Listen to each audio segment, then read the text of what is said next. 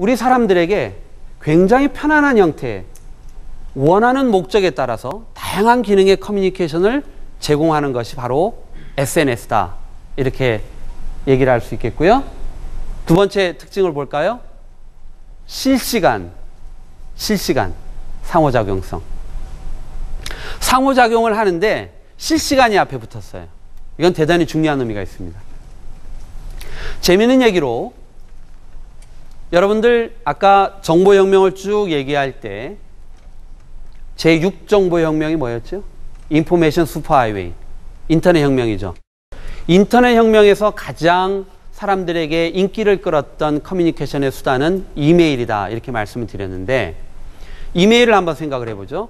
이메일을 보내면 받는 사람은 어떨까요? 즉각적으로 받을 수도 있지만 보통 받고 보내는 데는 일정한 시간의 갭이 간극이 있게 돼요. 그걸 전문적으로 이제 홀드백이라고 하는데 받고 다시 답신을 받는데 적정한 시간이 필요하죠. 어떤 경우에는 며칠이 걸리기도 하고요.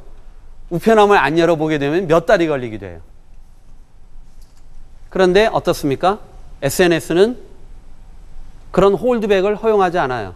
홀드백을 싫어하는 사람들만 SNS를 합니다. 사실은. 즉각적으로 보내고 즉각적으로 피드백을 받기를 원하거든요. 그렇게 실시간의 상호작용성이라는 게 SNS의 아주 뛰어난 특징 중에 하나고요.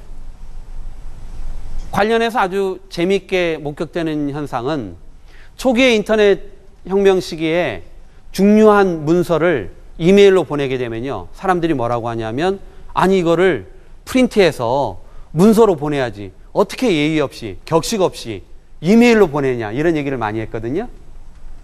요즘은 실시간으로 주고받아야 되는 내용을 이메일로 잘못 보내면 오히려 타박을 받습니다. 아니 그런 거를 이메일로 보내면 어떡합니까? 즉각 커뮤니케이션을 하시려면 SNS를 사용하셨어야죠. 이메일은 전 하루에 한 번밖에 안 열어보는데요. 이렇게 오히려 타박을 받아요.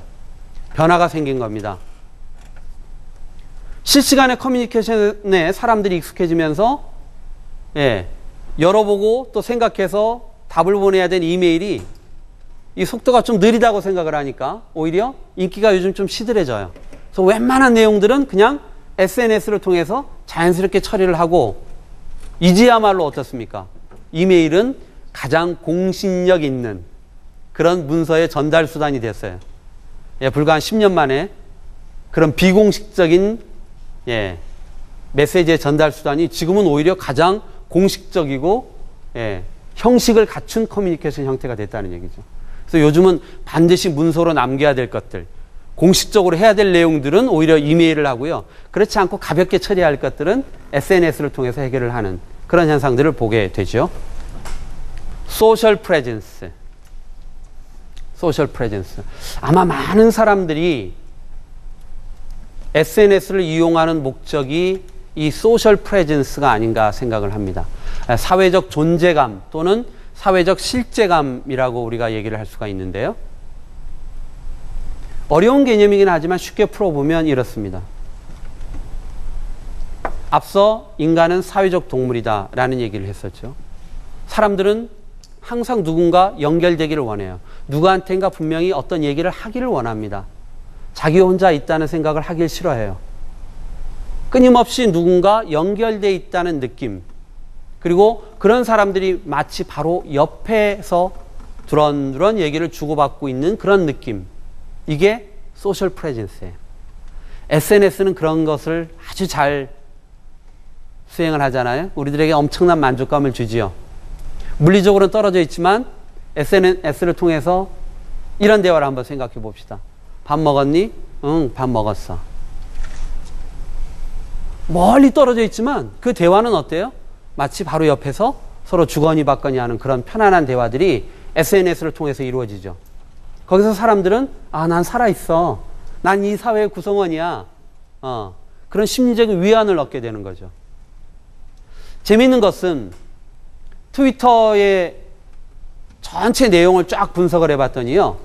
40%가 의미 없는 잡담이었다고 합니다. 40%가. 그러면 보통 우리가 어떤 커뮤니케이션 수단에서 40% 이상이 의미 없는 잡담으로 이루어진다면 우리는 과연 그러한 커뮤니케이션 수단이 정말로 사회적인 영향력을 가진 그런 미디어가 될 수 있을까 의심을 갖게 되죠. 바로 그렇습니다. 트위터가 처음 출시가 됐을 때, 서비스를 시작을 했을 때 적지 않은 사람들이 에이, 그렇게 140자의 단문 서비스에 신변잡기적인 얘기나 뭐 주고받으면 과연 뭐 얼마나 그게 영향력 있는 그런 미디어가 되겠느냐. 오래 못 가서 아마 저 서비스는 분명히 실패할 것이다. 이렇게 많은 사람들이 생각을 했습니다. 그런데 결과는 전혀 달랐습니다. 어떤 현상이 생겼죠? 사람들이 오히려 그렇게 40%의 의미 없는 대화를 통해서 트위터야말로 진짜 내 친구야. 이렇게 생각을 한 거예요. 그 40%가 사람들로 하여금 엄청난 위안을 느끼게 했던 겁니다. 그 40%의 의미 없는 대화 때문에 사람들은 늘 트위터에 연결되기를 바랐다는 거죠. 그러면 나머지 60%는요. 세상을 변화시킬 만한 엄청난 정보들이 그 나머지 60%의 전 세계를 떠돌아다니고 있다는 얘기입니다. 이런 것처럼 이 소셜 프레젠스라는 것 자체는 어떻게 보면 대단히 심리적이고 별로 중요하지 않게 생각될 수 있는 요소이긴 하지만 소위 SNS를 사람들에게 가장 친숙하게 만들어주는 그런 큰 힘이 되기도 한다. 이렇게 보시면 될 것 같고요. 무한성 한번 보겠습니다. 무한성.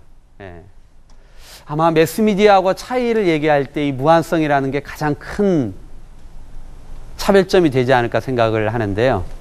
자, 우리 지금 이 방송이라는 환경을 한번 생각을 해봅시다. 방송은 시간이 절대적인 돈이에요. 그렇죠? 광고 같은 경우에는 초 단위로 잘립니다. 이 시간이라는 절대적인 제약을 방송은 받고 있습니다. 그래서 방송에 있어서의 편성권은 엄청난 권력이기도 합니다. 신문은 어떻습니까? 신문도 시간의 제약이 있어요. 그렇죠? 마감 시간이라는 절대적인 시간의 제약이 있습니다.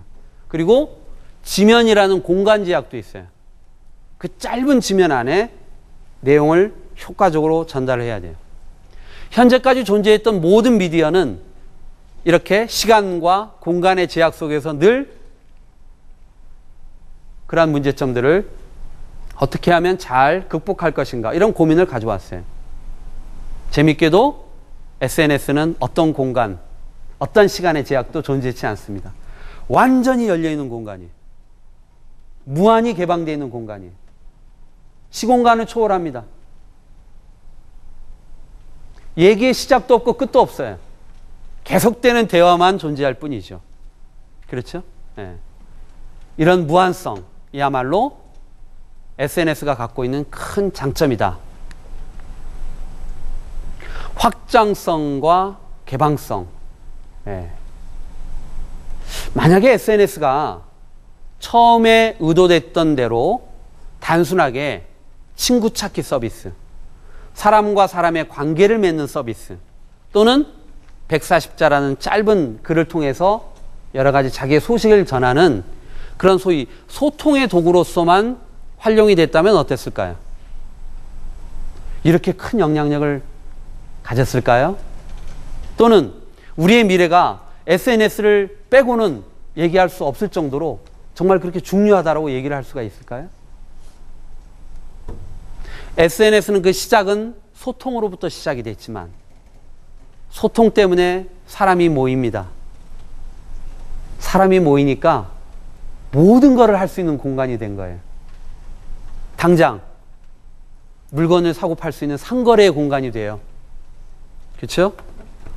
많은 사람들이 쉽게 모이고 실시간으로 얘기를 주고받다 보니까 엄청난 정치적인 담론의 장이 되기도 합니다. 여기에서 진행되는 얘기들이 정치의 방향을 뒤흔들어 놔요. 이런 SNS가 가지고 있는 확장성, 개방성, 이게 우리가 SNS를 일시적인 현상이다, 일시적인 유행이다 라고 얘기하지 못하는, 이게 어디로 어떻게 더 확장돼 갈지, 발전해 갈지 정말 궁금해할 수밖에 없는 그런 차별적인 경쟁력이 바로 확장성, 개방성입니다.